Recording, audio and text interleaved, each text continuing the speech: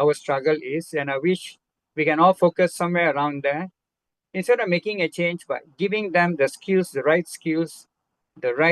direction to lift themselves up, I think then they will be able to survive and feel better in the real world outside. That's all. Thank you very much.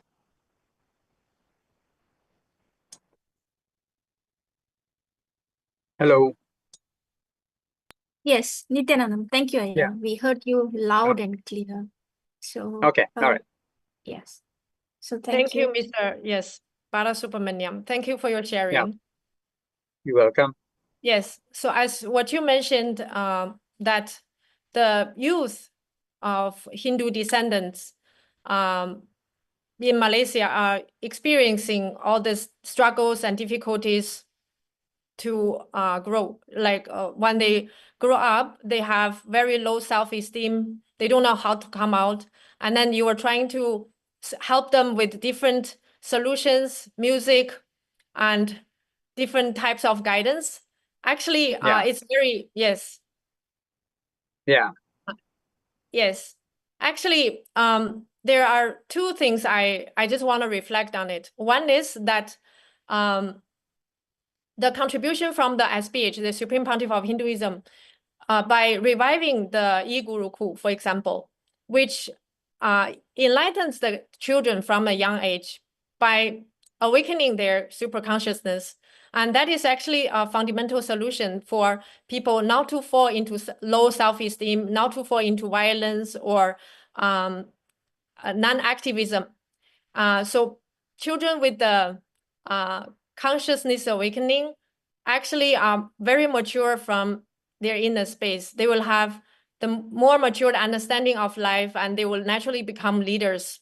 So this is just some reflection that I suddenly feel that if we actually all the problems in human society that we face, like what you described, not only Hindu background children, even all the youngsters in the society today, in all the countries, actually have more or less the similar type of problems and struggles to find who they are, to choose good or bad, to become a person that they feel is maybe more successful, whether it's in a good way or a bad way. But the solution is already provided by the Sanatana Hindu Dharma in our Hindu traditions. Just by awakening the children's awareness, their consciousness, they will naturally become powerful, non-violent, peaceful, loving people and natural leaders, and far away from violence and drugs. So just by thinking of this, the revival of Sanatana Hindu Dharma, the protection of our Dharma is so important, because even today, our own descendants, our own Hindu background families, parents are not really aware of the science of Gurukul. And our children are suffering because of the loss of our heritage. So it's such a shame that it happens to human society, because the science is not protected just because of the Hindu Holocaust. And aside from this, I just want to invite another speaker from Rajya Sabha, Singapore, who is actually very active as a e-Gurukul tutor, Ma Nithya Durgananda. So just just invite you to, because of your background in the Gurukul, and also you are active in the education. You are also very active Rajya Sabha member, long-term devotee to the Supreme Pontiff of Hinduism. Like what Mr. Balasubramaniam shared just now, the children are having such issues in Malaysia. What about the situation in Singapore, and how you feel that the society can bring maturity and care to the children and support them to become future leaders, and what the protection of Hinduism can do for them also? Thank you, Ma KAILASA. So just to address Mr. Balasubramaniam's concern about the youth. So I just want to give a quick introduction on myself. I've been working with children and youth since 2011 in Nithyananda's mission. So I also give regular parenting sessions to shed light how to help parents to deal with a lot of issues related to the children in the modern days, whether it's addiction to gadgets, whether it's suicidal tendency and all that, and also how to inspire them to really focus on something beyond what they are seeing in the external world. See, one of the things that is the children are not taught is that they are not having the right understanding that life is not what they see. If we as parents, as educators, are able to bring this understanding that life is not just what they see externally, more than that, then there's something beyond the external world that they see. This is going to help them get out of the problem they are stuck in. See, because if we teach them there's something beyond the external world, they will not become depressed, they will not become low self-esteem, they will not even become suicidal. Because they're not seeing beyond the external world, this is the main problem that they are stuck in. Many society where children are only relating to what they are seeing in the outer world. So in Sanatana Hindu Dharma, in Gurukul, we give them the true identity of who they are. That means the cosmic identity, not just this body mind. Once they're able to experience, the powerfulness of who they are, naturally they will not be sucked into the low ideas they carry about themselves. So this is the beauty of Gurukul and the Vedic educational system, the learning system, whereby we impart this right understanding about who they are, introducing them in the right way. What Swamiji said, giving the right introduction about who they are to them.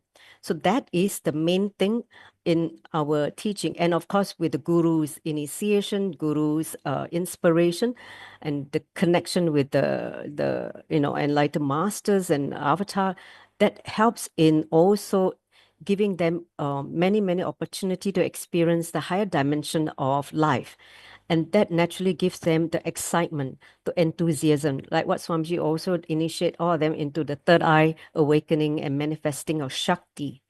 All that gives them the higher possibility of, just moving away from the lower identity they carry about themselves. So that is very important. That's why in Gurukul, Swamiji say, make the kids manifest power, because when they start manifesting the Shaktis, they are established in the oneness with the source. It means they are in the enlightened space of enlightenment, the enlightened connection. So when they start reverberating in that space, it is very easy for them to feel the powerfulness, experience, the oneness with the source. So they will never fall into the low mood or the low self-esteem or low idea they carry about themselves, which is put inserted into their mind by society unconsciously. So I think, honestly, in Malaysia, we can do a lot more if we are able to start gathering all these children, this youth, and giving them the right understanding rooted on the Sanatana Hindu Dharma, which is based on the Gurukulam system. There are many things that we are doing now on e-Gurukul, not having them be physically in a Gurukul, but we can do it on online, because right now a lot of classes are already done online anyway. So just even like a few hours per day or a few hours per week would do so much for their consciousness, giving them this immunity from this external unconscious influence on their ideas they carry about themselves. So that's what I want to share. Nithyananda. Yes, thank you, Ma, for sharing your thoughts and the insights of the contribution. In terms of Gurukul and children education, by the Supreme Pontiff of Hinduism. Aside from this, I know that you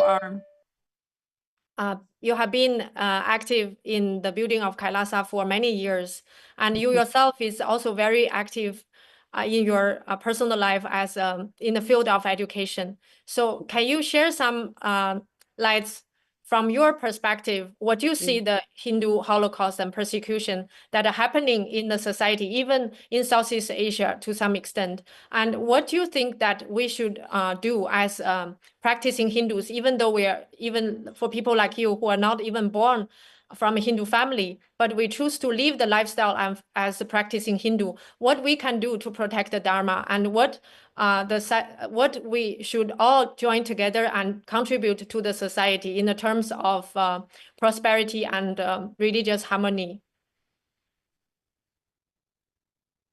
Thank you. Okay, so I will continue basically based on what you just described.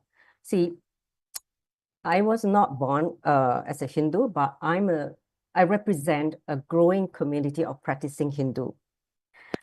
Because I discovered Hinduism, I discovered Sanatana Hindu Dharma, and then embrace it consciously, because I've chosen this as my path, my lifestyle, and living the truth of Sanatana Hindu Dharma.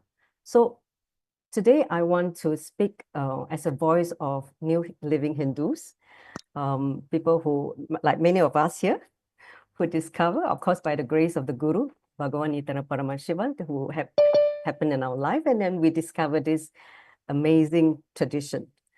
So just a few things I want to mention about this Hindu Holocaust. See, when many of us, when we came to this tradition, we didn't know much about the history. It's only through the process of imbibing and seeing all the happening, then we start to understand a lot of the history. So many years or hundreds of years of histories, including the persecution and 1,000 years of the evolution of this tradition. See, the recent attack in Kashmir, I'm sure many of us felt very heavy when we witnessed the atrocity, not only just the case in Bolivia, but also the case in Kashmir, all the persecution done on the innocent Hindus. So I think we all have to ask, how can such violence be inflicted on a community, Hindu, who is fundamentally rooted on the foundation of ahimsa, non-violent? So to me as a Hindu, because I was drawn by this spiritual principle of ahimsa, avaita, non-violence and oneness. And the irony of this is the very strength of Hinduism, our deep commitment to non-violence and this universal oneness, feeling in oneness, is now like seen as a weakness. So, and that we're targeted. So I question myself. It's like, what are we missing here? Because we're doing so much good to society. We're contributing. We're the most, highest contributor in any economy. If you look at anywhere that Hindus settle, we contribute tremendously in the society. So why are we persecuted? Why are we so attacked? So that was something that I think through. So basically, I feel that it is, see, Sanatana Hindu Dharma is not just a religion, as we all know. It is a lifestyle. It's a lifestyle of living enlightenment. It's a conscious way of existing. He had taught me the principle of nonviolence and oneness, and not just as a theory, but as this experiential truth that brings such deep inner peace and, Paramashanta Swarupa and understanding. So to me, it is experiential. It is real. And also this tradition, Sanatana Hindu Dharma, has also shown me the beauty of this unity in diversity, because we have more than 10,000 sampradayas, tradition, lineage. We all coexist peacefully without conflict in in Hinduism, we have so many subsets, whether it's Jainism, Sikhism, we have, Tibetan Buddhism, we have so many other subsets, and we all can coexist happily in our own, uniqueness, and all in one living tradition. But unfortunately, in some other tradition, they are not able to see us as they feel threatened because maybe they are not really understanding, or they have a certain belief system that not able to bring the level of understanding that or clarity that we have as, based, we're rooted on Dharma. So I feel strongly that we must become the protectors of Dharmas, even though there's a lot of attack and persecution. See, I feel strongly all Hindus should just wake up, not just spiritually, but socially, politically, actively get involved in protecting the Dharma. And, silence is not going to be the way to protect, because in the face of injustice, in the face of attack, threatening our survival, very survival, we show that there's zero tolerance for coexistence, Advaita. It is criminally negligent on our part, as what Swamiji coined, criminally negligent, not doing our best to protect what we have built. Otherwise, if we don't protect, we're going to lose it in the future generation. So Swamiji has already reminded us, we need to protect, the best things, the best glories of Sanatana Hindu Dharma, whether it's the Gurukulam system, whether it's the temples, whether it's the science of living enlightenment or manifestation, all that has brought so much richness in our life and also consciousness. We should all make sure that these are protected so that the future generation, the youth, can continue to enjoy and live powerfully with this tradition. So we definitely need to educate the world that violence in any form is not acceptable, because it's a fundamental violation of human rights. And every being has a right to exist, to express, to explore their faith freely without having to feel threatened. So, and Sanatana Hindu Dharma teaches us that we can respect all path, all faith to the divine, and that message must come louder so that they don't feel threatened by our very existence. They don't feel that we're here to dominate or anything. See, the core of spirituality is basically to coexist and live enlightenment. So, which is what we're all here to discover. And if that's able to be understood by every human being on planet Earth, I think we can all live happily and bring heaven to planet Earth once more, living this enlightened civilization that we used to enjoy in the past. So that's what I want to share. Nithyananda. Yes. Thank you, Nithya Durgananda. Thank you for your sharings. And just to recap, we are in the middle of the KAILASA Southeast Asia Forum, in case you missed the beginning. And today we are discussing the forgotten Hindu Holocaust. And we are reaching out as a call for unity and Dharma revival. So for this, we are inviting you as audience to actively comment on the YouTube, and you can also leave your questions to a specific panelist or your reflections of a certain topic. So we will address your questions and we will interact with the audience on YouTube. So the next speaker, I want to introduce the Honorable Mr. Jagannathan. And yes, from Malaysia. Yeah. Yes, Yeah. welcome to join the panel today. And Mr. Jagannathan is the medical social worker at UN Malaysia. His research area is mental health and behavior, religion and social welfare. Welcome for joining the forum today. Hi, welcome to everyone. Everyone, can you hear me? Okay, thanks for the opportunity to today to join this Nithyananda group. This is the first time for me as after my research area. So my area specifically cover of the youth in Malaysia, but before all my ideas, Mr. Balasubramaniam already shared already. So I just cover our certain points, how to bring our religion ideology to next generation in Malaysia.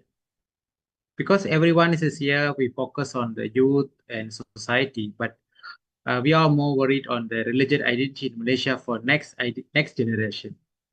So how they understand especially for spiritual life for the next generation, because I'm basically ran the home for the children protection home. That way the children we bring from children from the Joanna school. So then we train to bring to the society. We train the student to bring to the society, but only the way we bring moral education and we bring certain spiritual knowledge, guide him to identify, teach them to bring to the society. But the problem is here in what we face the problem. I just share what I face. That means when other panelists can give you, because we don't have the general support from any temples in Malaysia for that. Okay, I don't blame anyone here, but we don't have any guidance from them, proper religious guidance. If you want to bring any idea, the moment is many against pro and contra on that. And we want in this youth thinks religion is a burden for them. Mostly we bring something, a certain idea, basic idea to the guidance some certain students, especially from the children home to bring to the society. Yes, the moment they enter the religion guidance, they will say, "Oh, doctor, this is a very burden for us because so many we to learn." So, and pro and contra for them. So that's why another things unity from our support from our everyone. So lack of knowledge in religions. Certain people they know very well. As for me today, I'm learned about many things from the panelists. This is new for me, and I really appreciate for the organizer invite me. I learned many things from that. But certain people can't take it, certain religion knowledge. They say new come out, new ideas. So maybe this is my view, and I think all my area just now to Mr. Balasubramaniam already shared it. So that's only. Thank you. Yes, sir. I have a few questions. So Yes. when you're saying that one problem is that they don't have knowledge of religion, why do you think that is important? Very important, because Hinduism is a piece of religions. So before many gurus coming, like our gurus are coming, before that so many groups, every group bring the new idea and to want to share to society. But we are grab certain knowledge only, then we are certain time we don't share that to another group. So like you are today, we are willing to share our idea to another generation, but certain time they are not share. And without the certain group, they can get that idea. Some people don't have the idea. So hopefully after this, the religion can guide to in Malaysia, everyone get the spiritual guide and a proper guide and to the understand the festival, anything, especially to how to pray first. Do you work with the only Hindu background children, youngsters, or? No, I'm actually I'm a social worker, medical social worker. So in social work, we can't see religion. So for me, my home is I want to run in the UN. We are for human from every country. We have the people from every country, children from every country. We receive, but of course in Malaysia we want to bring the religion idea. We need to the concern with the parents. So they are one in the Hindu, we are bring to Hindu knowledge. They are one from the Christian, we are bring to the Christian. We are the Buddhist, we are Buddhist. but 3 only. We can't go to the Islam, the Malaysia rules. So for Buddhist student, they can join with our Hinduism. So Christians, we can't. So this Buddhism and Hinduism, we all just join together in our spiritual journey. This one. Understood. So aside from the what you shared, that you feel that the children should have more understanding about their religion, which is actually what the Supreme Pontiff of Hinduism has been doing and contributing to all the Hindu populations to revive the Hinduism. And we can see that whoever is firmly rooted in the religion itself are non-violent, and they are naturally more peaceful, loving, and they have less problems and more prosperity in their life. So I completely agree with your opinion that people should have understanding of life, and they have to have higher values of their life. That is the support from the religion. And aside from this, what do you think other supports you need to make it more successful for whatever you are contributing to the field of children and youngsters? So first one, hopefully the society understand how to get back, because previously in Malaysia, the society is well understand about religion. Previously, I can talk before the 50 years, because we do the research. Before the research we done, previously they understand many things. Example, I can give the like a certain prayers. But currently we everything change with new ideas, and the ideas from where we don't know. So certain time the YouTube can be the group for them. So this all that be happen now. So that's why I said there are knowledge of the Hinduism from must get from the parents. From parents should become to the children, and then I hope all the Tamil school in Malaysia, they have rights to teach at least one syllabus religion subject. But here we can't now. So hopefully we can bring the idea proposal to the school, bring the religion education, at least one syllabus, basic syllabus, and with the support from the parents. Nithyananda, Yes. yeah, I would like to add here what I see here. The Guru Shishya Parampara is a break here. Like Swamiji used to say, the Guru Shishya Parampara is the one keep the lineage of Hinduism go alive. What is the teaching the Guru have experienced by Sachi Pramana, Atma Pramana. You see, this is a very important that have the lineage. That's why we have Parampara's lineage Parampara. Like Swamiji is already 123 Gurus Mahasanidhanam. I think the breakage of lineage is what I can see. Since there is the breakage of the lineage, where these all the other influence that not correct Hindu teaching is being influenced currently.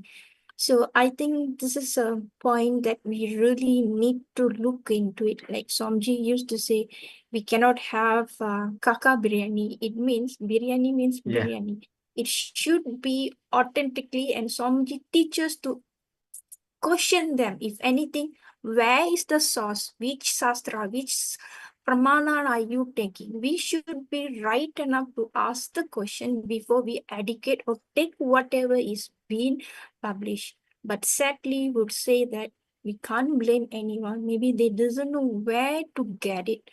So that is what we are lacking here, I guess, from what doctors said. Okay, thank you, Ma. So I'll just quickly introduce Ma Paramasukadaini. She's a very active Rajya Sabha member and 15 years devotee of the Supreme Pontiff of Hinduism.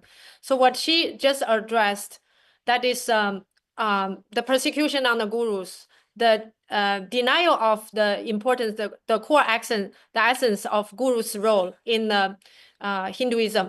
So that is also due to the 2000 non-stop persecution on Hindus. So the tradition of Guru Parampara, the understanding of the importance of Guru as a core of Hinduism, who is the only one who can give the initiation and transmit the science of enlightenment, the experience of enlightenment to any individual.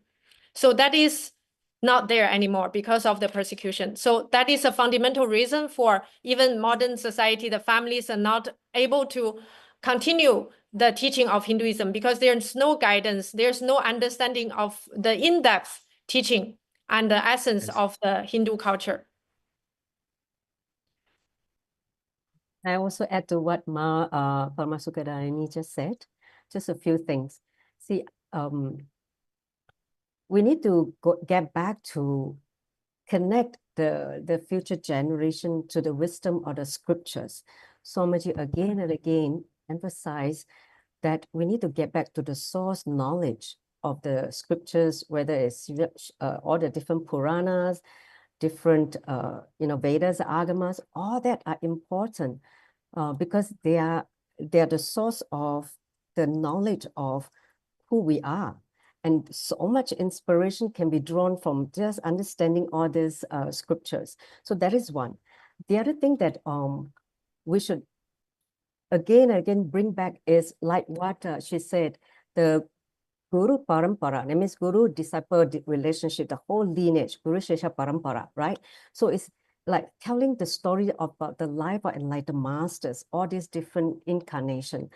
They are important as powerful inspiration for the future generation, because when they read stories from, Ramana Maharishi, Meenakshi Amman, all the enlightened master, Krishna, all those who have walked on planet Earth and continue to inspire, Hindus to live this Dharma, all that should be brought back so that they can again and again feel the strength of this, living powerfully as Hindus. So that needs to be reintroduced back into the system, whether it's in the form of education system. If let's say the government does not allow that to be as a subject, then do it something outside. Like when we have e-Gurukul, we do something outside as part of the enrichment, the spiritual enrichment program, so that they can continue to receive such knowledge without being deprived, because the system doesn't allow it. So we should know what we should give to the next generation so that we can protect them from all this use that is coming to them because of this unconsciousness. So we should awaken their consciousness so that they continue to exist powerfully as Hindus and not, fall into conversion or, not wanting to be associated as a Hindu. They don't become a proud Hindu. Swamiji said we need to bring the utility value of Hinduism, being a Hindu, back to the future generation. Otherwise, they'll all be gone in the next, 20, 30 years. So that's what we need to do. This is it is like the urgency that we need to do. That's all I want to share. Nithyananda. Yes, thank you, Madurga. So just like the speaker's been sharing, I actually have some further reflections. The reason or the solution, the reason for children to suffer today, and the bigger background context behind that. Is it only family who is not holding the tradition? Is it only school that failed the education? Or is there any bigger context behind? So by throwing this question, I would like to invite the next speaker, Ma Suguna Kanambai. She's an active Rajya Sabha member from Malaysia. Can you share some of your experience and your reflections on the topic? Nithyananda Ma.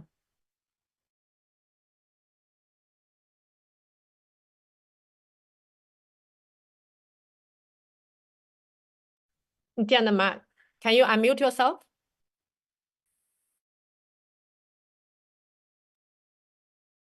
Nithyanandam, Swamiji, and warm greetings to all respected spiritual leaders, keynote speakers, fellow participants and organizers. I would like to acknowledge the importance of coming together today to discuss matters that impact the global Hindu community, with particularly attention to the issues affecting our community here in Malaysia. Here is an updated overview of key social statistics concerning the Malaysian Indian community based on the latest available data from Department of Statistics of Malaysia 2024. High school dropout rate, A study by the Independent Singapore News 2024 indicates that 90% of the students from B40, bottom 40% income group, families drop out by Form 5 SPM level, given that a significant portion of the Indian community falls within this income bracket. It's inferred that dropout rates are notable high among Indian students. Alcoholism, historical data from Medical Journal of Malaysia 2024 indicates that Malaysian Indians have higher rates of alcohol consumption compared to other ethnic groups. Drug addictions. Studies by the National Drug Addiction Dashboard 2024 indicates that drug abuse is prevalent among Indian youths, particularly those involved in gang activities. Gangs reports CILISA's 2024 indicate that approximately 70% of gang members in Malaysia are ethnic Indians, despite Indians comprising about 7.3% of the national population. While exact figures are not debated, it's acknowledged that Indian youths are disproportionately represented in certain criminal activities, often linked to social economic challenges. Suicides, that some Malaysian Journal of Pathology 2023 reports, indicates that the Indian community consistently reports higher suicidal rates compared to other ethnic groups in the country. But this is not just about external persecution. We must also look within. Our Hindu youth today are struggling, not just from discrimination, but from disconnection. Without access to authentic Hindu teachings, many are falling into drug abuse, depression, and moral confusion. The sacred link to our culture, Dharma, is being severed, and with it, the very foundation of our community is crumbling. Sanatana Hindu Dharma has never been a passive tradition. It has always risen with strength, not with violence, but with spiritual clarity, with fearless truth, and with compassion. From the teaching of Bhagavan Sri Krishna to the courage of modern day saints, our Dharma is built on the principle that when adharma rises, Dharma must stand, united, unwavering, and undivided. But we are not here to mourn. We are here to act. So what must we do today? Speak the truth boldly. Let us counter misinformation and misrepresentation wherever it appears, with facts, with scriptures, and with dignity. Educate and empower. Let us create platforms to teach authentic Hindu knowledge to our children, not just as ritual, but as a way of life. At Kailasa, there is an ongoing 30 days program called Parama Shiva Sena Monthly. I feel that all adults from 18 and above should attend this program. Here we teach a lot. They can learn a lot of things. They can learn the important 4 tattvas in life: integrity, authenticity, responsibility, enriching.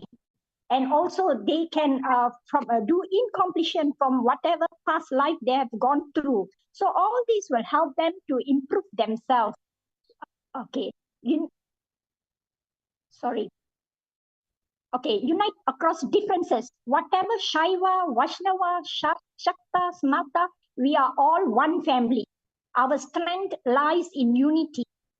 Engage with policymakers, we must ensure that our voices are heard in national dialogues, in legal reforms, and in educational policy.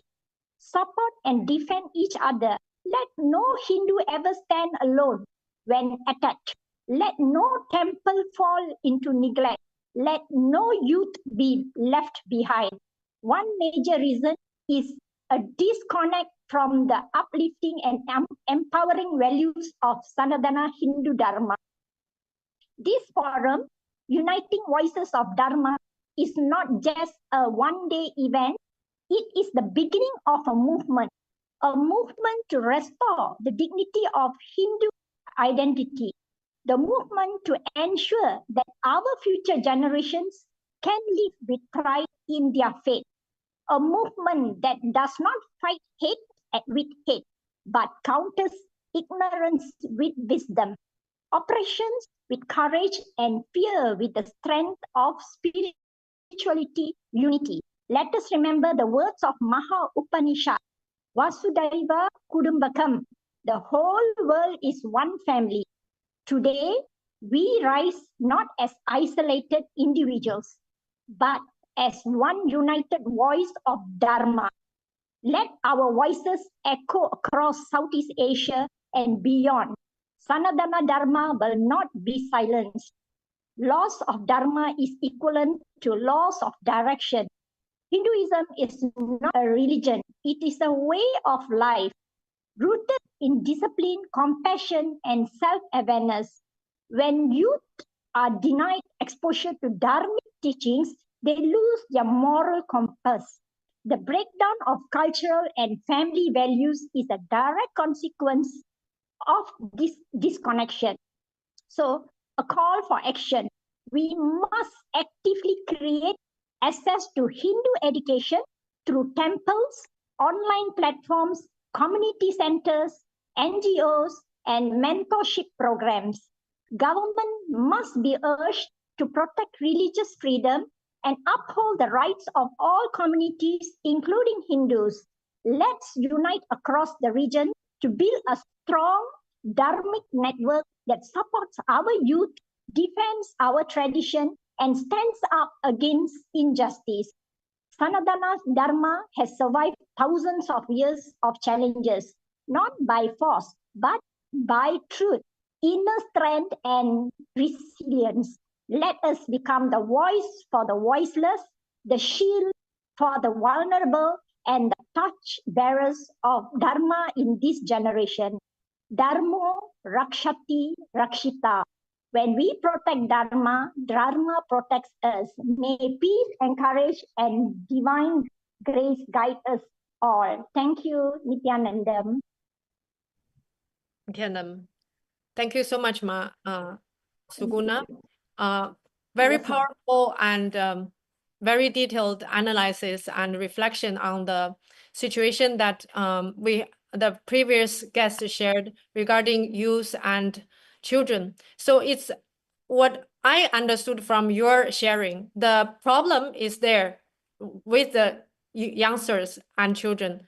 However, it's one aspect out of the bigger context where the persecution influenced or led to the collapse of the Hinduism nowadays. So when Hindus are not practicing Hinduism, when the society is not protecting the Dharma, the many side effects and the consequences happen, including the criminal rates, such high criminal rates in the society like Malaysia, and people getting depressed or they become less privileged population. Actually, this is a very unique phenomenon. Regularly in all countries, Hindu descendants are one of the most contributing successful community in the countries like everywhere in Europe, in US, Canada, Australia, New Zealand. However, the Hindu descendants are experiencing such great suffering and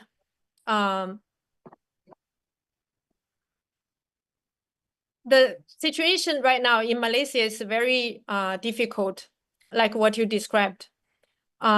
It's actually influenced from multiple paths and channels, including what you said, the media discrimination, the defamation on Hindus, as well as the system is lost. There's no protection to the religious right for Hindus in certain regions and countries. So these are all the reasons that contributing to the situation right now the Hindu descendants are facing in Malaysia, like what you described.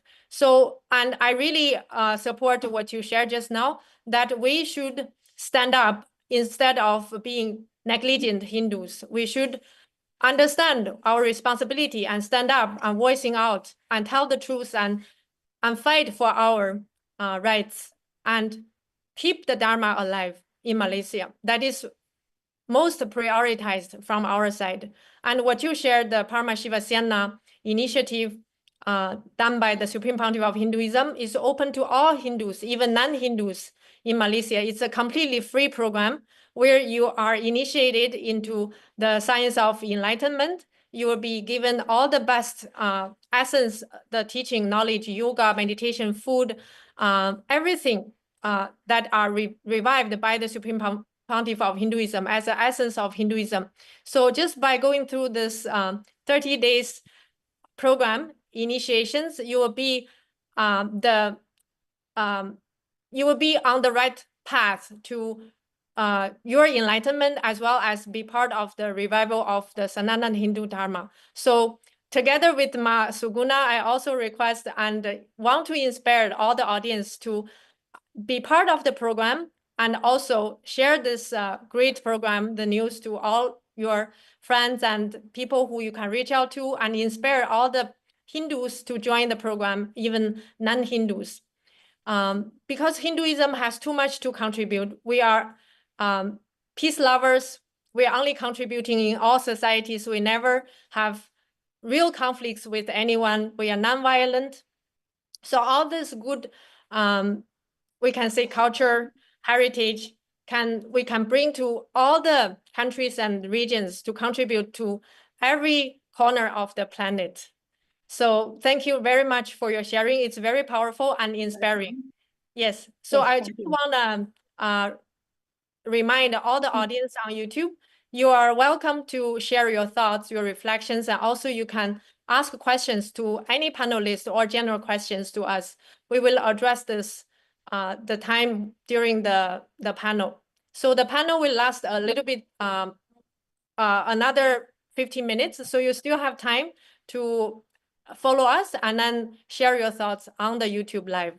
So after Ma Suguna, I want to invite the other Rajya Sabha Malaysia member, Ma Paramasukadaini, to share your thoughts regarding what was discussed as a situation right now in Malaysia. I think you have really good thoughts. Nithyananda ma'am.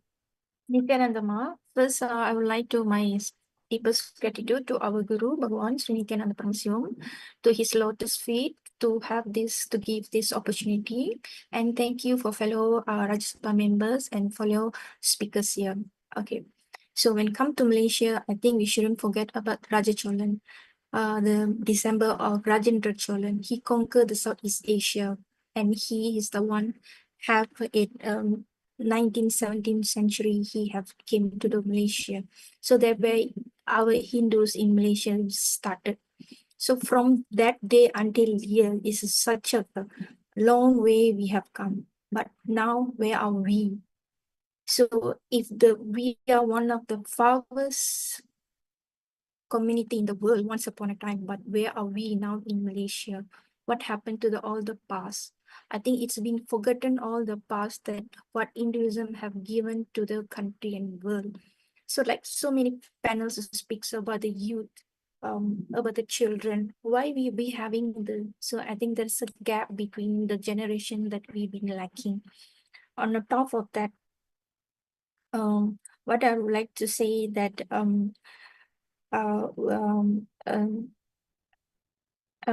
the context of health, wealth, career, success, relationship, or day-to-life lifestyle, or how to handle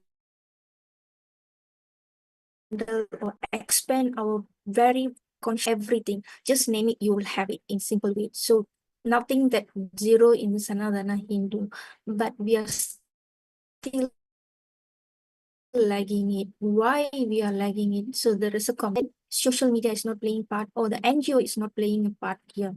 When we come to social media, there's so many plenty of social media there. So we should here constantly empower us to live and radiate the state, space, tremendous Tyaga, compassionate for the humanity, to revive the ancient greatest science in larger scale is very user-friendly. So currently for this effort, Somji have introduced us Nithyananda. This is AI module been introduced to world. It will be answered directly, and it is not based of simply without any proof or evidence. The sole reference of it is authentic from how it is mentioned from the Sastra and Agama. It is there. So I would like to bring the attention that one of the media that we can reuse or enrich to the youth or anybody is AI. We have AI generated tool that Swamiji have created with his patient hard work, all of his contribution, Tyaga, with all his devotee. We have AI here to be have one of the channel that we can address in this forum to bring it out to the children, to the youth, to the parents, anywhere. Apart of that, we have so many things that we have been doing in Malaysia. Like recently, you'll be we've been shaken up by in-draft society.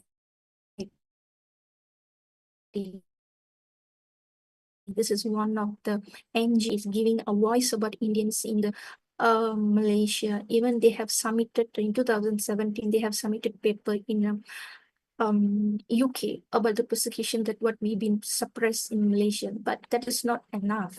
We need more. We need to engage more NGO to bring up to the higher level, like United Nations. So that's why we have United States of KAILASA, Somji have revived the USK, United Nations KAILASA, to bring all this persecution to the higher level. Even everybody knows that our 23 report have been recognized in United Nations, and we have more papers that submitted to United Nations, and everything been recognized here. So what I would like to say, let's unite it. We have United States of Nation of KAILASA. One of the NGOs should be recognized in Malaysia apart from all the NGOs that we can work together to build, to revive back of Hinduism. That one of the era we was shining. So we should revive back the shine back here. So Nithyananda. Thank you so much for the sharing and reflection and call to actions. So truly, like what you shared, we have to join force. And not only Shaivism, all the Sampradayas, the Supreme Pontiff of Hinduism is actually reviving. So all the Hindu temples, all the traditions should join force, including even Buddhist. It's also, we have the same tradition in the beginning. So including all the Hindus and Buddhists, even other groups, organizations, social influencers, whoever want harmony and prosperity for the Hindu population in our society, as well as the whole harmony in the country as a whole. So whoever that we should reach out to and who share the same value as us, we should really reach out to them and work with them and share our thoughts, our value, our contribution with them, and join force together with them and build a better society for the Hindus and for the whole Malaysian society as a whole. So really, thank you for your sharings. I actually have one question. So you actually live in the Society of Malaysia. So many organizations are there also. Do you think KAILASA can, are there anything that KAILASA can contribute and do together with other organizations immediately?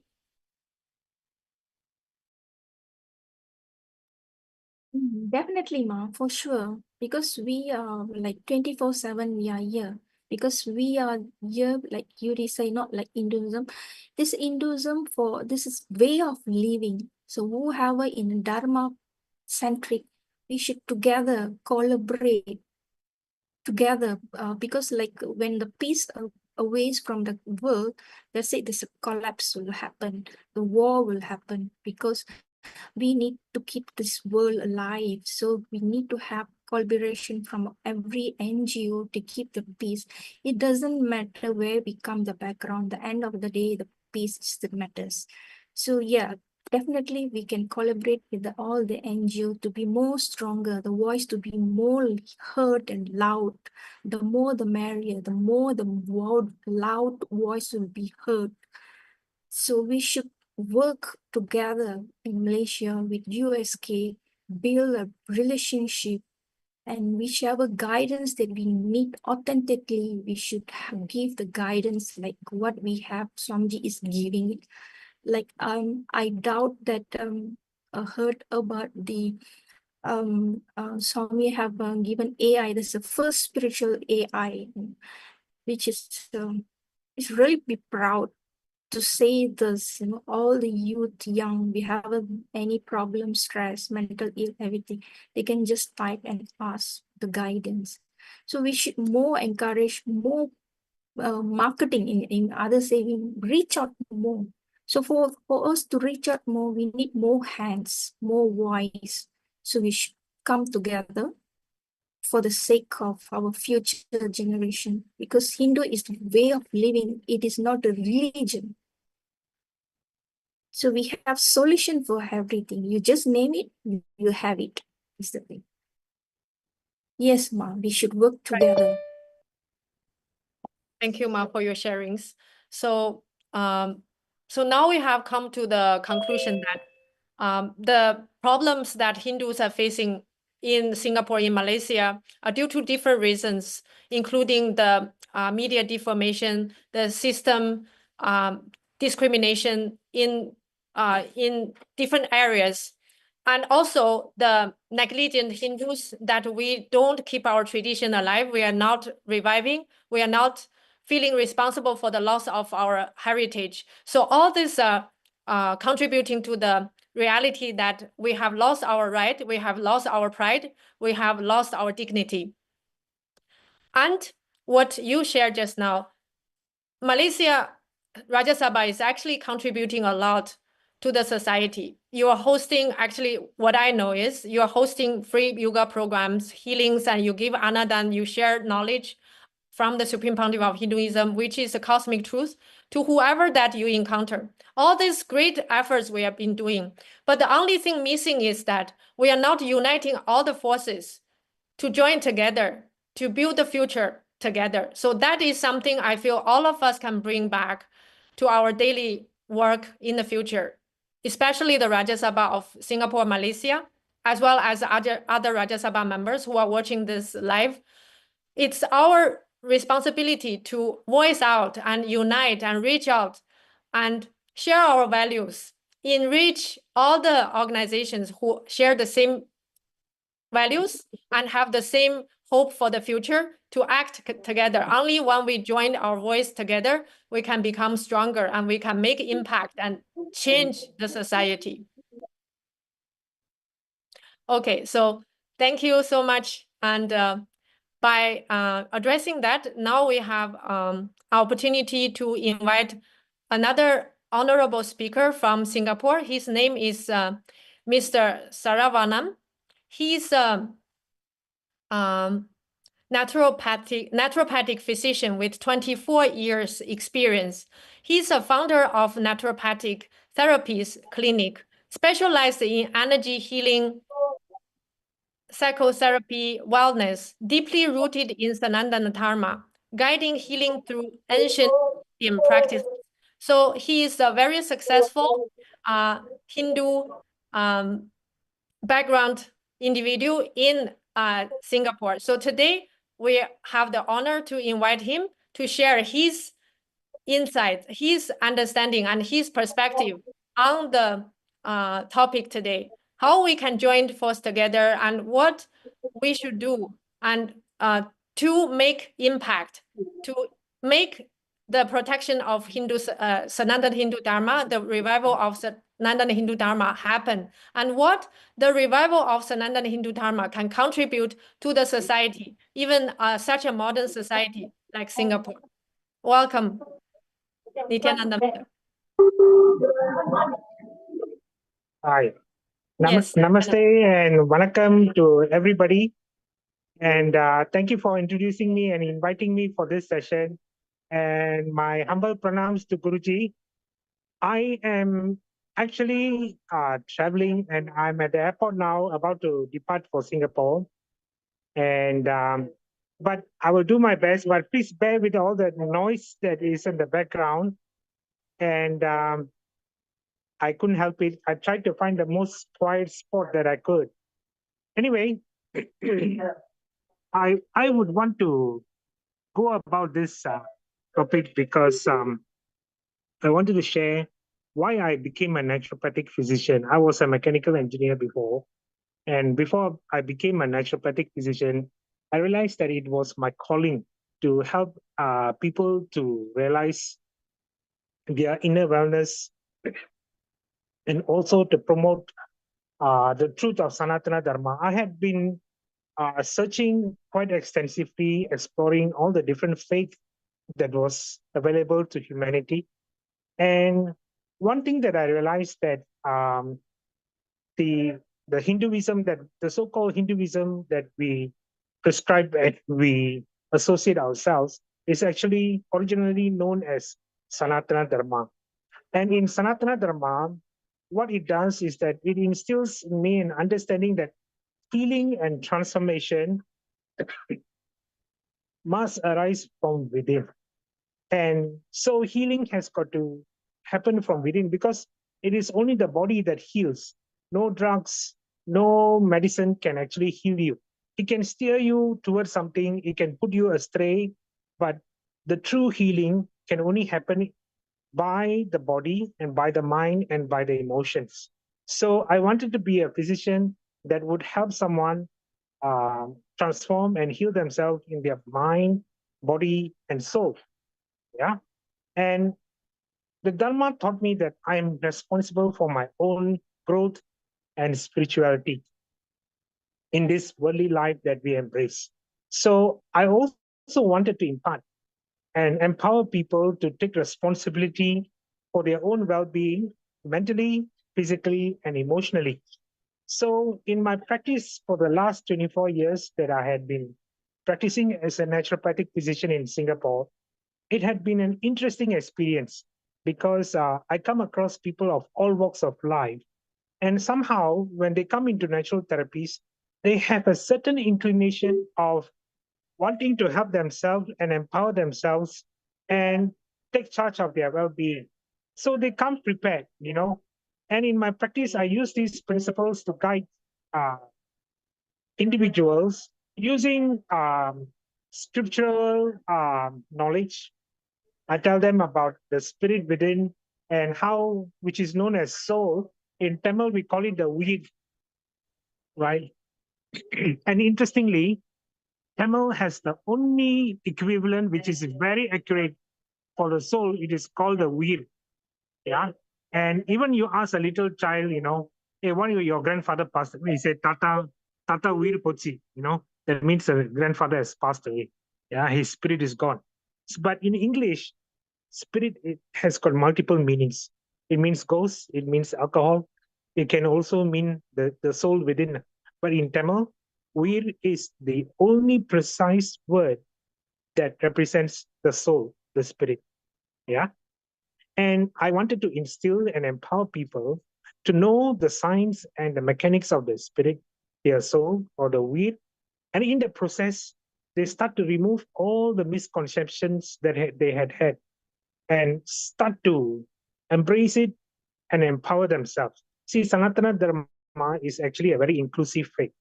It is very universal. And I would say that it is the Adi Dharma, because before anything else came about, there was this faith, which is called Sanatana Dharma. You see, in every other faith that you have a pivotal point. There is a representative like Prophet Muhammad, there is Jesus Christ, there is Buddha, you know, Mahavir. So they came and they did what they could to propound a way of life. And in fact, actually, all of them had learned Sanatana Dharma, right? But when you look at Sanatana Dharma, there's no one singular person who we could attribute and say that, this faith came about because of this person. We cannot attribute it to Adi Sankaracharya. It goes beyond that. Yeah. So because it is going beyond that, it was an eternal and a universal religion. Actually, there's been a research that has been done by Dr. Satya Priya in the Delhi University, where I was fascinated and mind blown by reading her thesis, because it explained and she discovered every country was actually a Hindu country. Philippines was actually known as Pilayappan. Yeah, the country was known as Pilayappan, and it evolved and became Philippines as what we call now. And Singapore, we attribute it to Sang Nila Utama, who call it Singapura or Singapore. But originally, it was known as Singapuri because there used to live a king, and Singapuri was actually the epicenter for the region, and it was a capital for Indonesia, Malaysia, Thailand, Cambodia, and the world. And this king is actually King Narasimha. He looked like a man lion. He was so fit, very tall, and he was known as Narasimha. And because he looked like a lion, this country was actually called Singapuri. So the name is not something that was found in the 1800s. It was way beyond. I would encourage all of you all to read that book. And this Hinduism that we all attribute now is actually a faith that was created by Max Muller. Very sad to say this. You know why? When the British East India Company took over India, they saw a thriving, culturally vast and empowered country where they cannot put their foot on because they were so limited. The only superior thing that they had was guns. The others were all using arrows and swords and shields. So they were able to manipulate people by just shooting them. So all the great warriors who were wielding the sword and everything, they were all shot down. So people started to fear these weapons, and they started to occupy India. And the only way to subjugate and subdue all these people was to create a concept.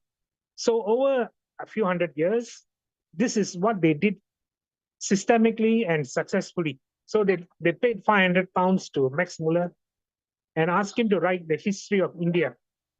So came Indus Valley civilization, Hinduism, and the works. Yeah.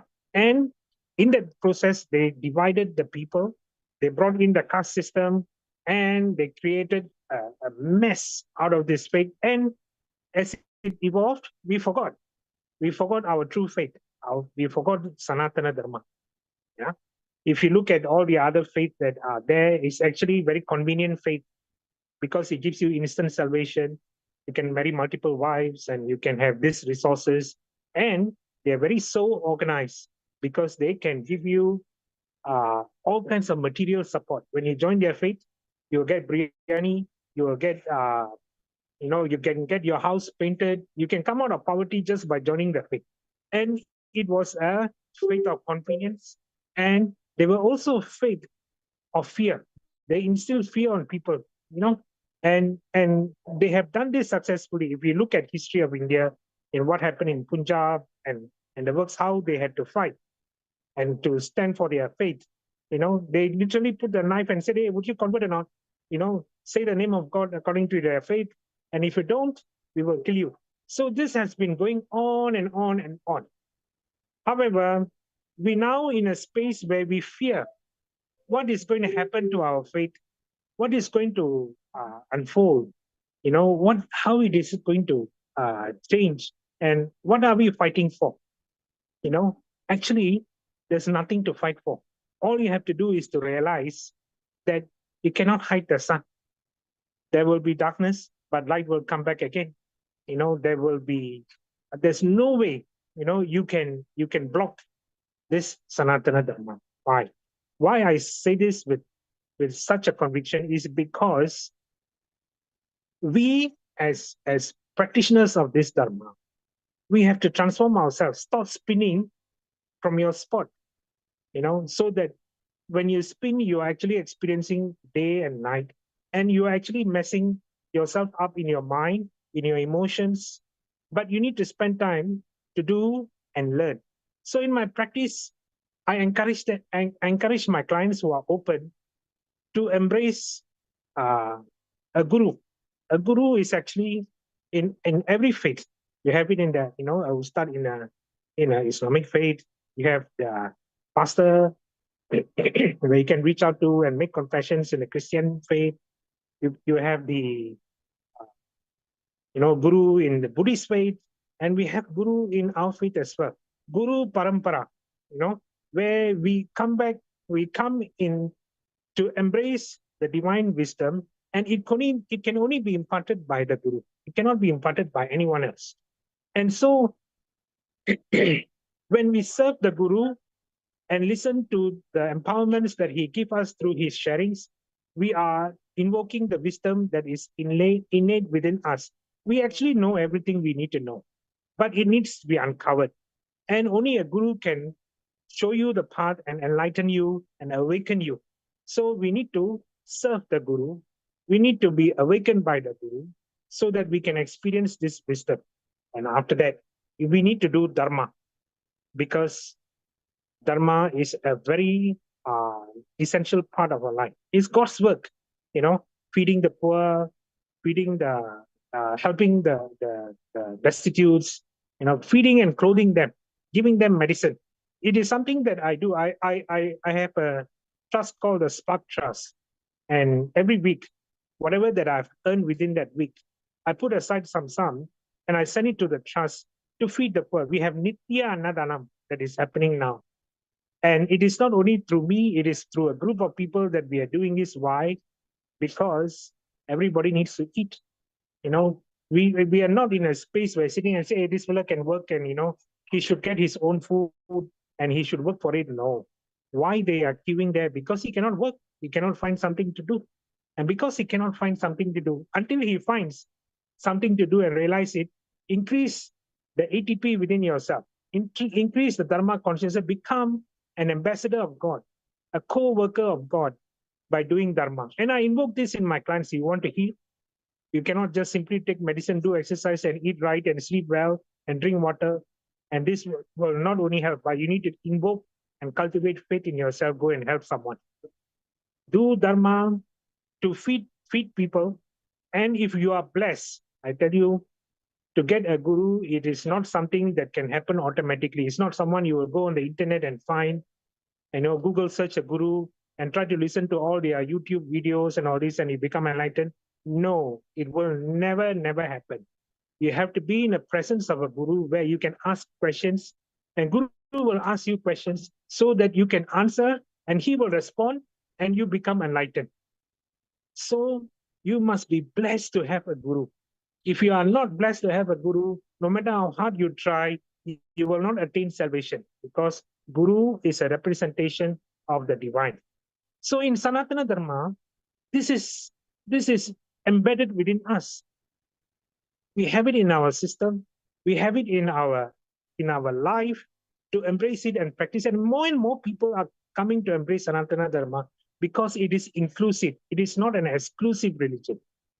Today I was at a church setting, and they openly sing that Christian faith is the only faith that will give you salvation, and everything else will not take you to the thing, because they are such of a lowly energy. They have to say all these things to invoke a sense of fear in people, a sense of doubt in people, and confusion. But in Sanatana Dharma, it doesn't tell you anything about any other faith, because all those faiths never existed when Sanatana Dharma was around. So there's nothing bad to talk about, but there's only good to talk about Sanatana Dharma. So my encouragement to anybody, don't be fooled. Don't be taken astray by all those people who are out there who are talking to you or sharing information about their faith and, encouraging you to come and join them for some paint job or some job or some biryani or something like that. And don't go into all those things, but become and self-inquirer. Invoke your wisdom, because that is the only thing that can take you to salvation, nothing else. And so I make use of this opportunity in my practice, and I embrace this. And the reason, trouble that we have with in India and Pakistan and, all those drama that unfolded where people got killed because they were Hindus, but they actually not Muslims. They were terrorists. So we are responding to terrorists. We are not fighting Muslims, but it happened to be a Muslim country now. So people get excited about, Islamization and sensitivity of fellow Muslims and all. But there are people who don't agree. I have many Muslim friends who are also embracing Sanatana Dharma. They are vegetarians. They don't practice killing of animals and they embrace a truthful way of life, because the faith also came from Sanatana Dharma. I'm proud to say this because you cannot deny it. Yeah. So if you really think that somebody is questioning your faith and they're going to belittle us and all this, maybe it is right time you start to reflect on your own faith and start to embrace. Pray for a guru to appear in your life, a true guru who will steer you to Dharma and Dana. When you embrace Dharma and Dana, then you will embrace the true experience of the divinity. Yeah. And thank you very much for taking me on board to share this information. And please pardon me about all this noise that is there. I couldn't help it. But my humble pranams to all of you all who had me on board. Ma Durga and, Miss Po and Nithyananda Paramas Shiva. Swamiji, I met you a long time ago in the Himalayas once. We were passing by. I saw you on sitting on a horse and you were going by. But it was a wonderful experience. There's a powerful charge. There's a beautiful energy. Despite all the drama that has unfolded and all the image that it carries, who cares? We only want to hear the truth. And truth can come from anyone. And embrace the truth, evolve, because evolution is something that you have to work on. You have to walk your own mile. Nobody can walk it for you. A guru steers you and guides you and pets you along the way and tells you, hey, child, walk this way. And this is the path towards your self-awareness. Embrace it and be with courage and trust and believe, because we are actually working with the sun.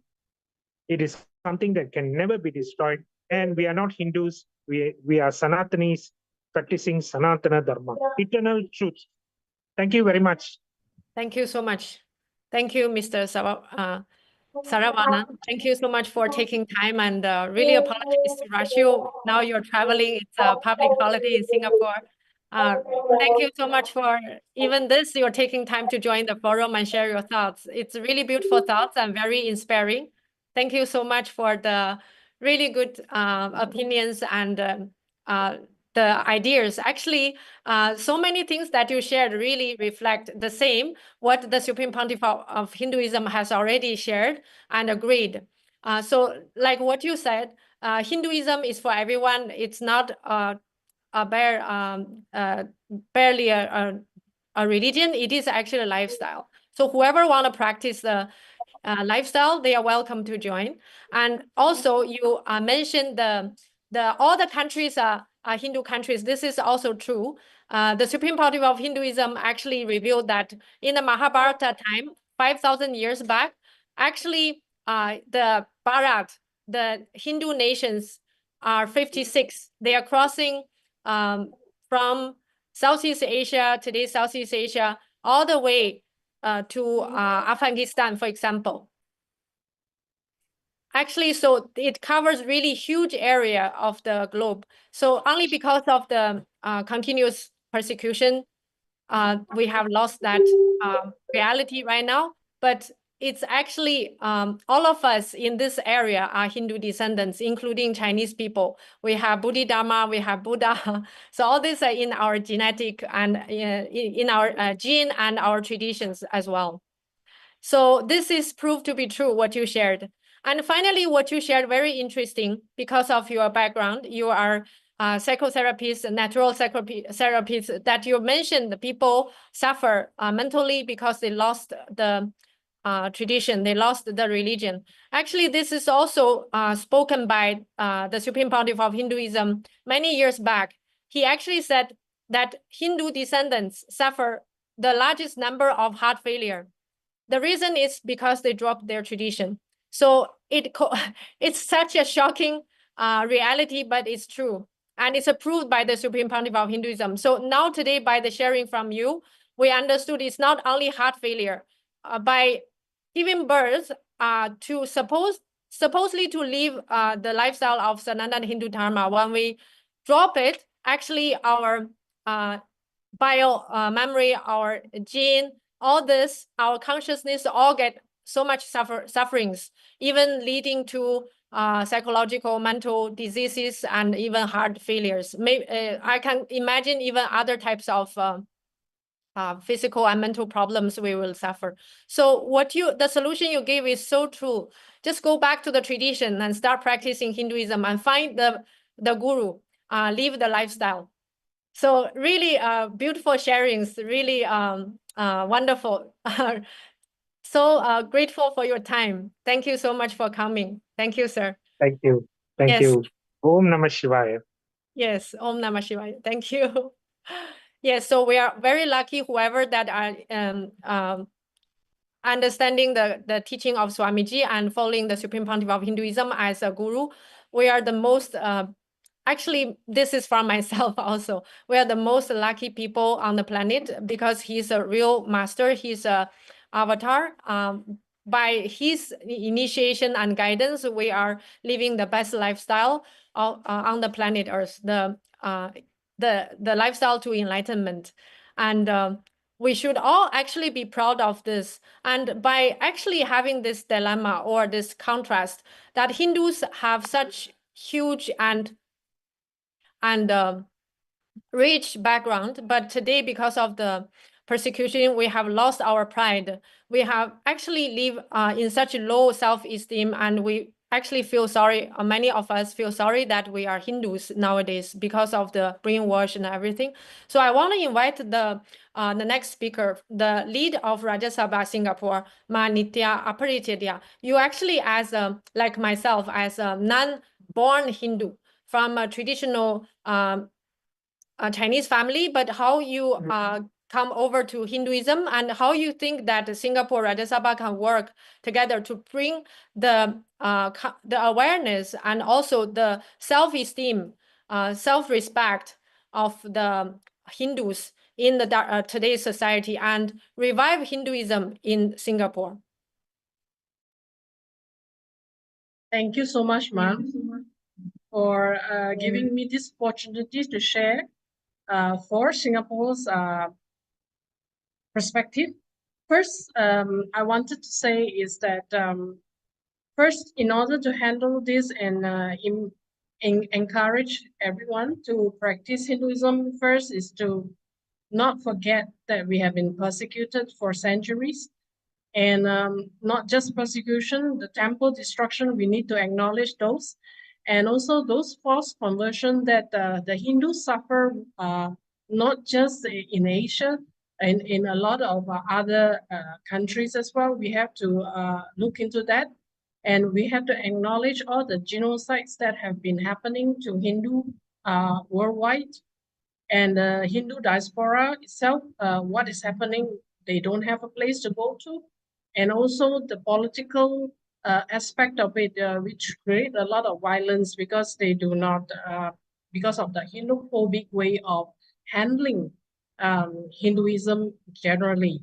So for us, we need to know that we not just here to remember the past, but we need to ask the vital questions about how do we prevent this from happening? How do we encourage people to be more active? Why do we need to be Hindu? Why do we need to practice living the Hindu lifestyle?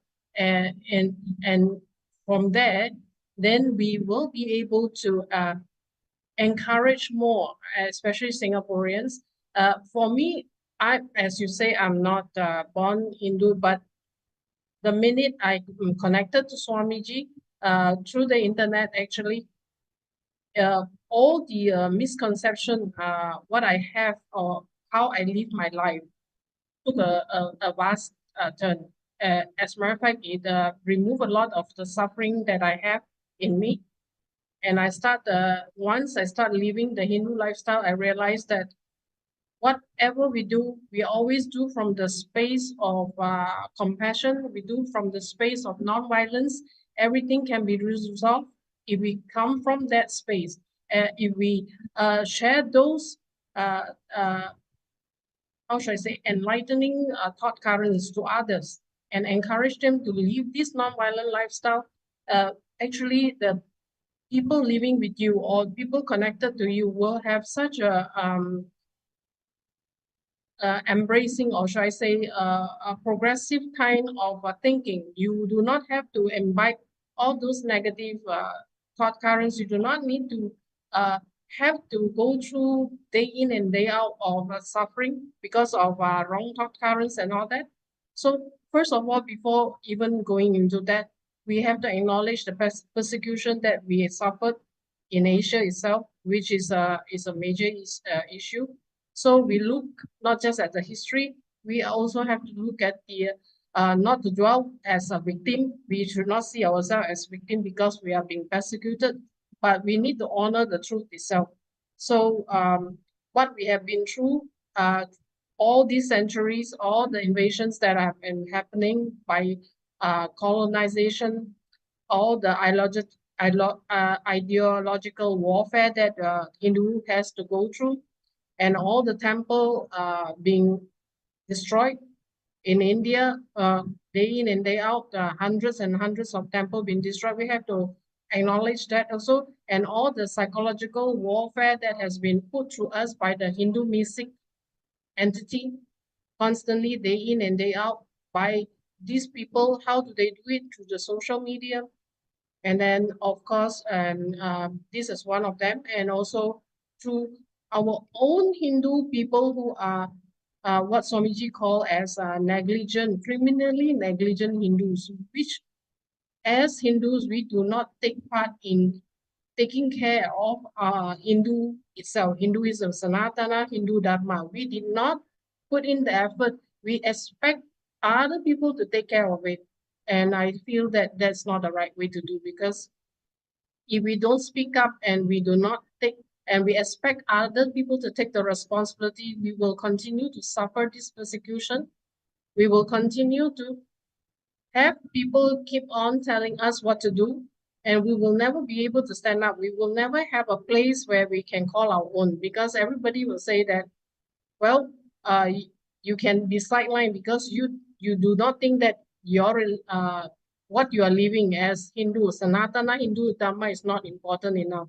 You feel that, you do not have to protect it. Somebody has to do that job. As what Swamiji say, if we don't do this in the next generation, we will lose Hinduism totally. We do not have anything that we can protect us, or we can even get enlightened with. He said only Hinduism can get everybody out of suffering and get enlightened. Without that, even the next generation will lose hope. As what is happening now, the youth, as earlier on, some of the speakers already mentioned, the youth is losing sight of life. They have tried everything, they are bored, they are totally not motivated about how to live life properly. They live life in the most destructive way they can do to themselves. That's not how we should do. As Hindus, we should encourage them to live an enlightening life where they are contributing community, and how they can do that only through Hinduism. We can do that. So as part of Raja Sabha, the work is actually, to be frank, we have lots to do. We have to motivate people to live this lifestyle. We have to constantly remind them that we cannot sit down and don't do anything. We have to be active. We have to fight for Hinduism itself. Rajya Sabha itself is what Swamiji said, nation building. We are the first and the front line, the one that will stand in front to fight for anything that comes up against us. We have to speak out. We have to educate people. Education, I felt that's the most important. And as all the other speakers have spoken earlier on, it has to come from education from the young, because otherwise it's really, really difficult to push people to move forward and know that Hinduism is the only way that we can move forward, even for future expansion in all areas, in all fields itself. Hinduism's in, how should I say, Swamiji mentioned many satsang before. A lot of the technologies are all created by the Hindu civilization long time ago, but it has been pilfered or been stolen. The ideas all has been stolen and been rebranded as, from the Western world. But we are the one who has the technology. We are the one who has the expertise to do all this, but it has been lost, has been stolen and rebranded as somebody else's job or somebody else's idea. So in order to do that, we definitely, I felt that we need to bring to attention the erasure of the identity, meaning to say the cultural symbols, festival practices, all that has been ridiculed or banned. Even in India, like fire walking, you can't really do, body piercing, all that. They are starting to create a lot of, you can't do this, you can't do that to the Hindu culture. We need to acknowledge this, and we need to work on how to bring it back, allow us to practice freely. And also this demonization of Dharma itself, the media narrative and in social media, how they represent, and even in academics, they misrepresent how we are being portrayed, especially as what Swamiji has said in many satsang, especially the movies, how they will portray Hinduism as like, is in a bad light. They always put they put us in the most ridiculous way to represent Hinduism when they are fighting or as a representing Hinduism in entertainment itself. So all this, and also the legal and social discrimination, which the laws actually has not really worked towards protecting us, considering that we are also considered as indigenous nation, and we have to work with government to look into legal and social part of it to protect us. So Swamiji has already worked into that, and even include other indigenous nations to protect all this, and Hinduism is one of them. And political violence which are happening in other parts of the, like Kashmir and all that, and Pakistan and all that. So all this political violence, we really need to address it. Of course, by addressing means we really, for Hindus to stand up for other Hindus. We can't expect other people from other religion to help, even though they do help, but we as Hindu, we need to stand up for our own people first.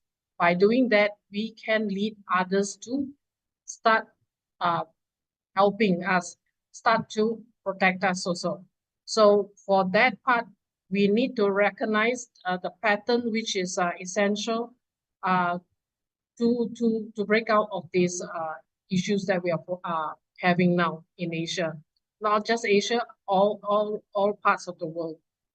So first thing is we need to look at 5 key points I felt is important. The education part, the children has to be taught the true history unsanitized and uncensored way of Hinduism. We cannot, put it in a sugar-coated way or any way. We have to tell them exactly what is happening to our ancestors, how they have been treated, persecuted. This is what they need to learn. This is what they need to understand in order to protect Sanatana Hindu Dharma. Also, the narrative control part of it. We must create and fund and support films, books, media that tell story about how the dignity and the accuracy of Hinduism has to be presented. We have to showcase in this way, not the villainous way, not the funny way, or how they portray in a derogatory way. How the media want to portray us, we need funds to portray us in how other religion are portraying their religion in a very like what Swamiji always say, this Vedas is actually very rich culture. We have to support that culture. We have to promote it even for ourselves.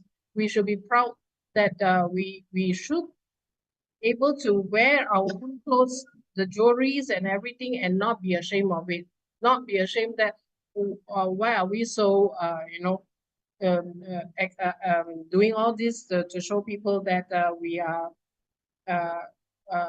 like the way Swamiji says that he has so much jewelry on him and so much gold and all that. People are always criticizing, but we should be very happy that we are a rich culture. That's why we can afford to have all this. Even from thousands of years ago, they already have it. Only nowadays, people do not think that we should be wearing such a beautiful jewelry or have too much on us, or else we are considered trying to talk that or showcase that we are using money to represent the religion itself. It's not that way. And also, of course, to create legal awareness, community-wise, we have to legally teach them to be literate in Sanatana Hindu Dharma, aware of our rights also as a Hindu. We need to know about our rights as Hindu, and also to organize advocacy in Hinduism itself. We need to advocate ourselves also. Otherwise, I think it's going to be really difficult, because now there's no advocacy. Everybody can just attack you and thumb you down and just obliterate whatever you've been doing for so many hundreds of years into nothingness. And also, of course, we want to have political engagement. In Singapore, especially, we don't have much of that. So we still have a long way. We really need to work on that and try to have reshaping of the policy to include this into educational institution, and also to build more influence on how to promote Hinduism, how to promote Sanatana Hindu Dharma into our daily lives. And of course, number 5 point that I want to talk about is, of course, building bridges like global solidarity community and have allies that to work together with us, support us, and to also acknowledge the persecution that is happening in in Hinduism itself, with Sanatana Hindu Dharma, and have allies to support us in this one in human rights form. So this is what I wanted to share. And yeah, thank you so much for allowing me to share part of what I felt that's important to start off with for the Asian persecution part. How should we look into it, and how should we work for Singapore itself also? Because currently we still have lots to go for Singapore to work into that direction.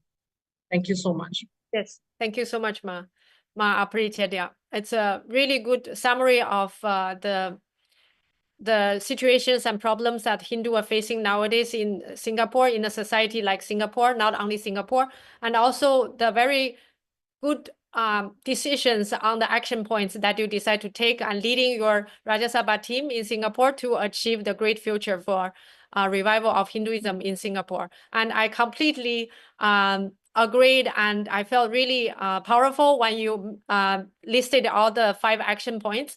I'm looking forward to seeing all the beautiful, powerful changes in Singapore in the short future for all the practicing Hindus. Thank you for your sharing. So the next speaker, let's invite Sri Nithyananda Pradata. He's also very active Rajya Sabha member in Singapore. Let's hear his voice and his opinions. Nithyananda Maya. Nithyananda KAILASA. Thank you for inviting me to this forum. As I was listening with the sharing of Saravanan, Jagannathan, and Balasubramaniam, I think the current issue now, not just the descendant of Hinduism, the Hindus, right, is because of the continuous persecution on the Dharma and all that. They lost the access of the Dharma, not just the knowledge, and also because of the dilution and the Maximilian, as what Saravanan was talking about, how they dismantle the knowledge of the Dharma, how they dilute, how they brainwash, and actually it brings out a lot of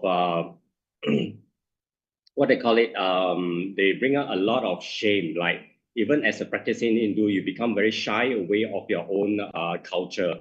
So they brainwash into like, oh, this is a cult or whatever that you are you know, it's basically the continuously, right? They have no access and they get the wrong ideas about what Sanatana Hindu Dharma is about. And the current situation is, as I was listening to Jagannathan and Balasubramaniam, right? They lost the access of the knowledge of the Sanatana Hindu Dharma because of the continuous persecution till the present time. So what I realized also from Jagannathan, that they do not, even as they will approach like temples and all that, they do not support because of the continuous brainwashing and all that. They tend to also be filtered with a lot of fear, right? They do not want to be part of like supporting the Dharma or enriching others of what Sanatana Hindu Dharma can provide. I think all this thing is the issue as I was listening, right? The loss of all this is because we ourselves as a practicing Hindu, not just a born Hindu, as we are practicing Hindu, we do not support issue. There's a fragmentation. Like everybody is waiting for somebody to do something. I think that is the reason why Supreme Pontiff of Hinduism, he decided to build a KAILASA nation, a nation, not just a sovereignty land, it's a nation that for Hindu have the ability to practice Sanatana Hindu Dharma without dilution, without being persecuted, without being attacked. I think because of that, right, that is the reason why he wants to build this nation. His nation is not based on border, but a space for practicing Hindu without having the fear of being attacked or regardless whether where you are and all that. I think that is very important. Even not only that, but by making the ability to have access to the Dharma, like using the digital media, Ask Nithyananda, AI, all this, like working on the consciousness. So like what Jagannathan, right? How do we access the ability for the youth, like the current youth, like their low self-esteem, their self-destructive lifestyle is because they lost the knowledge of what the Dharma can offer, what the Dharma can do, the consciousness, the conscious furthering, the conscious expansion. All this the current issue of the youth is also because of the continuous persecution, right? Even the parents, they lost the knowledge and what the Dharma can give. So they become shy away. They felt like, oh, this is not important because of the consistent persecution on the Dharma. They make it like they give you the wrong ideas. They've been brainwashed. Okay, you don't need this. You like instant by other beliefs and all that. They give you like an instant solution, but it's never like deep rooted where it actually built you, not just your body strong, but also the consciousness built on powerful cognitions to live a powerful life, not a destructive life. So that is the thing also for Supreme Pontiff of Hinduism. He has he has the vision of reviving all this and how to reach out to all these people where they want to have access. What is the meaning of the ritual? Why you are doing this? Everything for the rituals and everything that we are performing, not just a temple ritual, even the dress, the jewelry, everything has a science to it. There's a science of how to continuous keep us to have this conscious furthering, conscious expansion. So that is my thought, Karan. I think for the current situation that we need to do the groundwork, we need to build relationship in all areas. It's not just, we need to build relationship with the temples, we need to build a relationship with the countries. All this, we have to do the groundwork. We cannot wait for anyone else to, somebody else to do something. We have to step up. That is why Supreme Pontiff of Hinduism, he built this Rajya Sabha, is for us to build the nation and also what the Dharma can contribute to the society, not just for practicing Hindus, but to anyone that was interested in the science of enlightenment. Even for the science of enlightenment, it's not just for a specific beliefs and all that, it's for everyone, which is inclusive as what so, I kind of lost my track. As what Saravanan, right, is like, we need to bring all this back, right, to practice, not to bring us, because all this practicing is not just what you eat. Everything is a science of how to have the conscious expansion, conscious furthering, so we do not live in a destructive lifestyle. I think we need to reach out. Yes, no. Yes, you can continue. Yes, I think that's all I have to say. Thank you. Okay. Thank you, Nithyananda Pradata. Thank you for sharing us and reflections, and thank you for the conclusion that you feel responsible for the taking action and protecting Dharma, reaching out to other organizations and sampradayas to build force together and join voice with everyone else to make the protection and revival happen in Singapore. So it's very powerful reflection, and by with the spirit and energy, we really look forward to having great change in Singapore, led by all of you, the active Rajya Sabha members. So finally, we have the honor to invite the last speaker for today. She's also an active Rajya Sabha member. She's also very keen in learning emotional wellness. She's a very active speaker and volunteer. She's also an experienced relator. So her name is Ma Lo Pu Yu. Welcome, Ma Pu. Nithyananda Ma. Nithyananda, yeah, I would say, dear brothers and sisters, today we stand united as KAILASA takes the initiative to actually bring all our passionate voices together around the world and in Asia to actually speak about this sacred duty that we all share, the protection of Dharma. But first, perhaps let me just set it in a very simple common man in a global context. Going back to the recent terrorism attack in Kashmir in April, we have to be very clear, okay, that this terrorism attack, of course, is an act of senseless violence, it's barbaric violence, and if we think about it, it's ridiculous that it's happening in 2025, and that this can actually happen to anybody. Because if you see the report, there was actually one Christian, and there's actually a local Muslim who also lost their lives there. So one moment, at Kashmir, one moment you could be holidaying, and then another moment, you may not be able to come back from the holiday. So when I saw the news, it was really shocking. And this can happen to anybody that we know, even our loved ones, our family, our friends. So this is really, really very shocking. And this sets the context that this is a global issue. We really, it's not just for Hindus. In fact, this is a human life. Every human life is a precious life.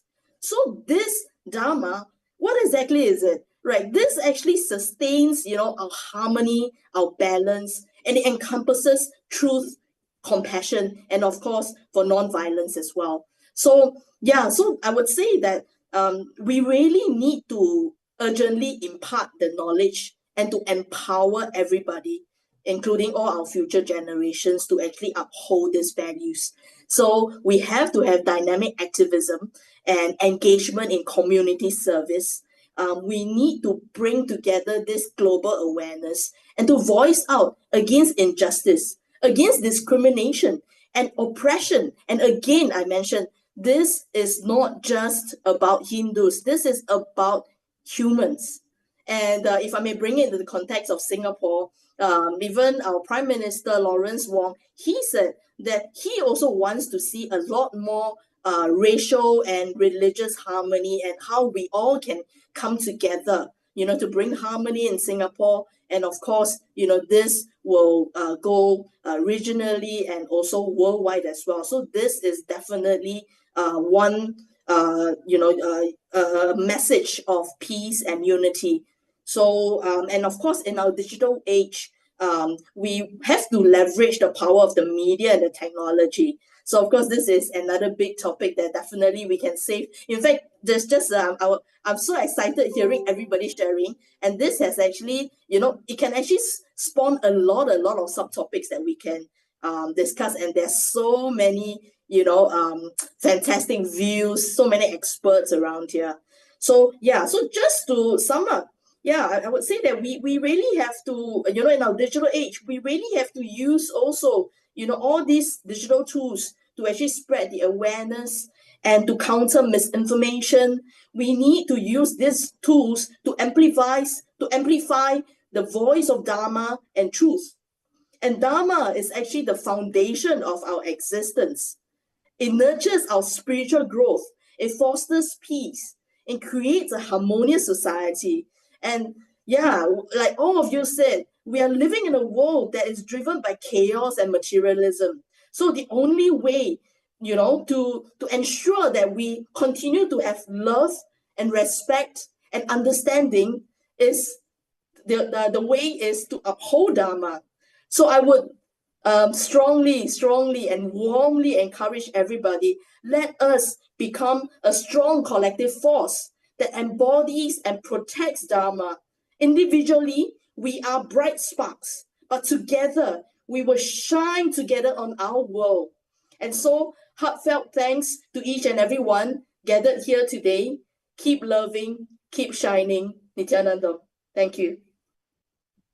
Nithyananda, thank you for your sharings. What you shared was true. The conflicts and terrorist attacks are happening on different levels in different regions against different groups of people. And I just want to address that the recent Kashmir attack, during that attack, the 26 Hindus who were killed, actually they were identified to be Hindus and unpurposely being killed by the terrorists. So this is a religious persecution done on Hindus on purpose. So by sharing this detail, I just want to remind all the Hindus that we cannot dilute ourselves thinking that we are one of everyone. Only Hindus are experiencing 2,000 years silent persecution, only us, not other races. So the situation we are facing is too serious, and we are at the edge of losing Hinduism. So if we don't wake up today, if we don't stand up and voice out and start working on reviving and protecting Hinduism, what Mapu has shared, the beautiful Hindu Dharma will not be there. Actually, when we revive Hinduism, more and more people being enriched by the Hindu Dharma, people will all become non-violent and loving, contributing to the society. So it's only good for all countries, for all cultures. We never have any purposely having any conflicts or fight with anyone, because we stand for oneness. This is our core understanding of the truth. So by sharing that, I want to conclude today's forum. Thank you very much for all the honorable guests, the Rajya Sabha members from Malaysia, Singapore. So as the forum draws to a close, we live with the sobering truth and a renewed responsibility. So the Hindu Holocaust is not just a tragedy of the past. It is an ongoing crisis, still ongoing, that demands our urgent and united response. Across the Southeast Asia region and the world, Hindus must rise not in anger, but in awareness, courage, and unwavering commitment to the Sanatana Hindu Dharma. So like what Ma Aparicya just shared, we have to decide after the forum to take responsibility to educate our children, protect our youngsters, the next generation, educate everyone about the truth about Hinduism, uniting all the voices to voice out and share the truth to the whole society. Use legal action, use legal protections to protect Dharma, protect our rights, and finally join voice to unite everyone to work to make Dharma happen and to advocate, to work with the government in our local regions to systematically rebuild the support in the system, in the country, to support Hinduism to grow and revive. So all these responsibilities we should take. So we do not live here just with inspiration. Let's all live with responsibility. Let this forum not be the end of a conversation, but the beginning of a movement. It is time for everyone to wake up, time to unite, time to radiate Dharma. So this forum is only a beginning of the initiative that is held by the Rajya Sabha in Southeast Asia, including Singapore, Malaysia, even Taiwan. We are going to continue the work to bring up the awareness and rebuild Sanatana Hindu Dharma in this region by multiple approaches, including the future series of forum like what you watched today, and more actions offline. So we really want everyone to join us to support the Rajya Sabha of KAILASA in this region, and let us all join force together and make it happen for people in this region, for Hindus and everyone in this region, in Southeast Asia.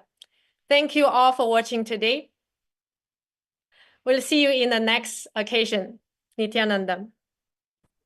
Nithyananda. Thank you, Ma. Thank you, everyone. Thank Nithyananda you Ma. so much. Thank you. Thank you. Brilliant.